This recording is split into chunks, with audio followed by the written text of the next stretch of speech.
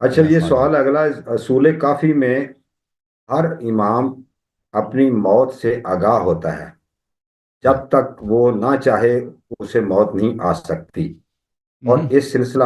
میں باختیار ہوتا ہے۔ تو کیا آپ سمجھتے ہیں کہ ایسا عقیدہ، کیا آپ یہ نہیں سمجھتے کہ یہ عقیدہ قرآن مجید کی ان آیات کی صریح خلاف ہے جس میں لکھا ہے کہ موت کب آئے گی؟ دوسرا نقطہ اگر کہ میں وہاں قتل ہو جائیں، اچھا چلیں وہ نقطہ میرے طرف سے تھا، چھوڑیں اس تو وہ یوشک دیکھیں مسلم کی حدیث ہے کہ نبی صلی اللہ علیہ وسلم کو اپنی موت کا خبر تھا، انہوں نے خبر دی یوشک ان یاتینی رسول ربی فاجیب، انہوں نے خود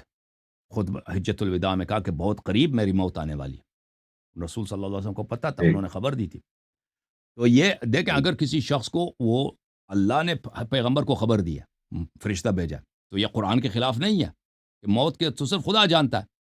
لیکن وہی خدا وہی اللہ اگر حبیب صلی اللہ علیہ وسلم کو بتائیں کہ آپ کا موت اس وقت آنے والا ہے، آپ کا مدت حیات ختم ہونے والا ہے، تو اس میں کوئی وہ نہیں ہے،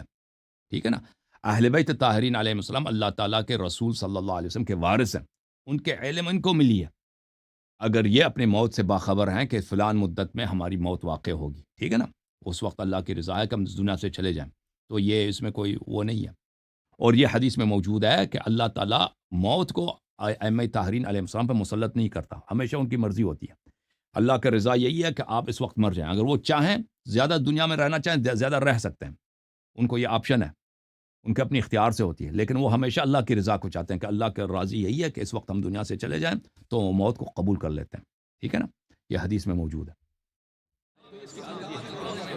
جھوم جاؤ شیو، جھوم جاؤ، پرواز کرو، کیوں فخر سے سر اٹھا، کیونکہ اللہ تعالیٰ نے تمہیں انتخاب کیا، صراط حق پر صرف تم ہو، صراط ایمان پر صرف کیا، کیونکہ اللہ تعالیٰ نے تمہیں انتخاب کیا، صراط حق پر صرف تم ہو، صراط ایمان پر صرف